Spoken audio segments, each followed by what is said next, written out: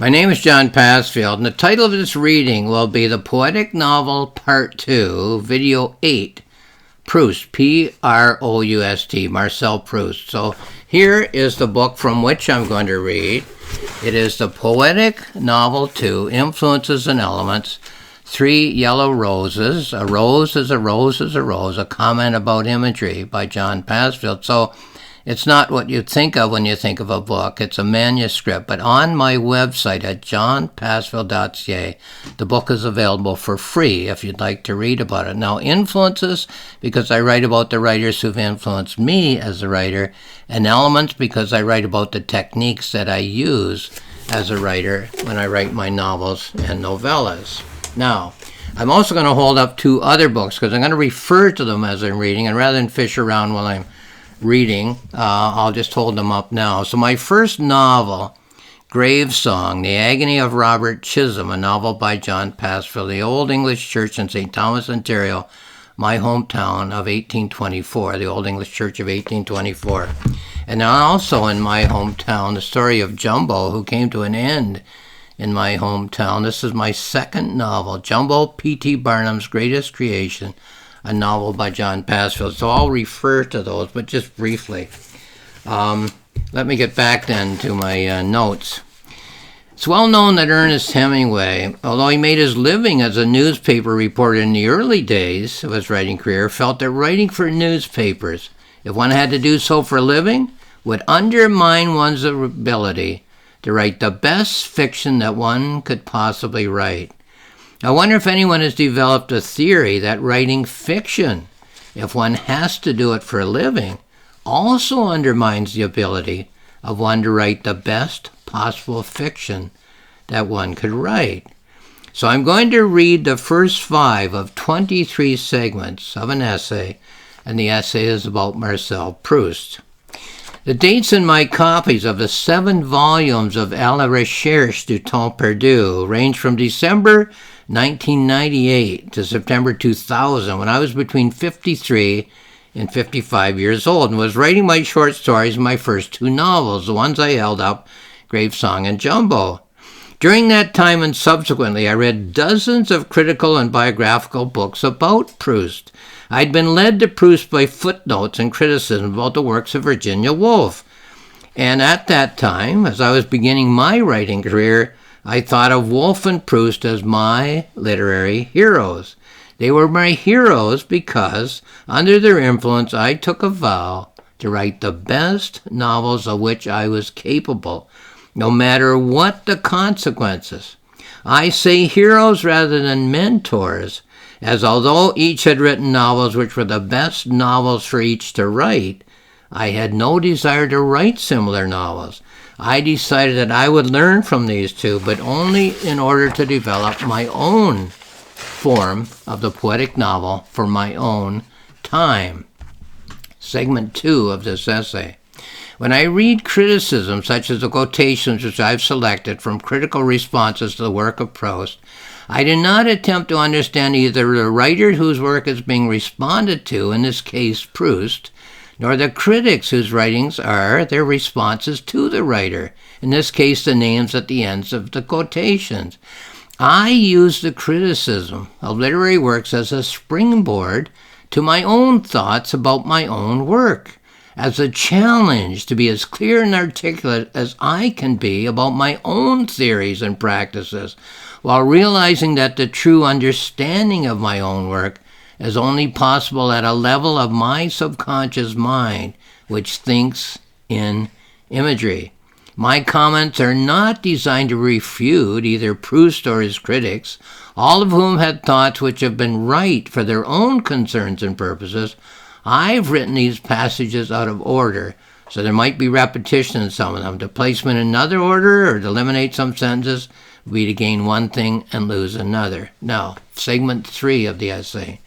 I've written many times in earlier notes that the great revelation for me about my own writing was my realization that The Wasteland by T.S. Eliot, 19 pages, and À la Recherche du Temps Perdu by Marcel Proust, 7 volumes, are built on the same artistic premise. that blocks of disparate seeming information, when juxtaposed, will cause a reader to wonder why they have been placed side by side by the sensibility of the controlling mind of the work of literary art. And by comparison and contrast, will yield speculative meaning in the mind of the reader. That one of these works uses poetry blocks, which are divided by spaces, and one of these works uses prose blocks, which are not divided by spaces, is interesting, but of no importance. I came to call these information blocks image units, image-units, which in my work can be a single line, a single paragraph, or a number of paragraphs, can be in verse or in prose, can be based on the story of the novel or the novella, or can be based on the imaginative topics of the main character. I also developed a theory derived from my puzzlement about the relationship of the poetic play and the poetic novel, that Eliot's term objective correlative applies to multiple sensibilities. Either, number one, the author, the controlling mind, and the reader of the wasteland, or the author, the main character, the narrator, and the reader of la recherche de temps perdu, or the author, the main character, and the viewer-reader of a Shakespeare play. Together, these theories are the anchors of my writing career. Here's the fourth section. Now, here a quote. This begins with a quote by Julia Kristeva, Kristiva. Here's her quotation. This strategy consists in diving deep down into ourselves and regaining the time of our inner lives, which has been so subtly reordered that this time now seems to be the only reality worth taking into account. So here's my response to Julia Kristeva's comment. I agree with it and I disagree with it. I agree that the experience of a work of literary art is, for the writer, the main character and reader, an experience of diving deep down into ourselves, in the sense that, according to T.S. Eliot, an idea to Donne, D-O-N-N-E, John Donne, was an experience. So an idea was an experience. So if you dive deep down into yourself, you're having an experience. I feel, though, that the creative act is not a case of doing away with artistic chronological time, doing away with non-artistic chronological time and replacing it with non-chronological, therefore artistic time, or spatial, therefore thematic time. She's talking about doing away with one sense of time and replacing it with another in Proust. I'm saying, no, I don't think so. You're not replacing anything, you're adding. Rather, for me, it's the attempt to seek a balance between the two by having each one illuminate the interpretive possibilities of the other. One's chronological life is not without meaning, I would say. It is without perceived meaning, if one is not jarred out of the rut of familiar perception. This is why the modernist novel, the poetic novel, seeks to render the process whereby the mind of every human at some level, conscious for some people and subconscious for other people, seeks to perceive its own experience from a multiplicity of points of view. The poetic novel emulates the perceptive and evaluative process, whether of the main character, for whom this process is on the surface and conscious, Marcel the character, so I'm told, or for the main character, for whom the process is not on the surface and might or might not remain subconscious. If La Recherche de Temps Perdu had been written strictly in imagery, without a prose commentary narrator perhaps, and presents it in a concrete form as a literary work of art. Now, so I would say that not only one reality is worth taking into account, but that a multiplicity of speculative realities, the conscious and the subconscious, the thought about and the taken for granted, the perspectives from multiple points of view, etc., is now seen to be worth taking into account. So you're not rejecting anything. You're adding perception to many things. Okay, again from Julia Kristeva, we can certainly show how Proust turns didactic and outlines the way in which linear time can be transformed into the timelessness of literature. Here's my comment. Linear time is always amenable to literature, and that linear time is the life experience of the individual. And if it has a light shone on it, it will be seen to be able to generate endless possibilities of potential meaning. Linear time does tend to remain unlit, however. Linear time does tend to remain unlit, however, by those who only sense the prose level of their own minds. This is not true of Macbeth, for instance, who is shown to be living and realizes he's living a linear life of endlessly potential meaning.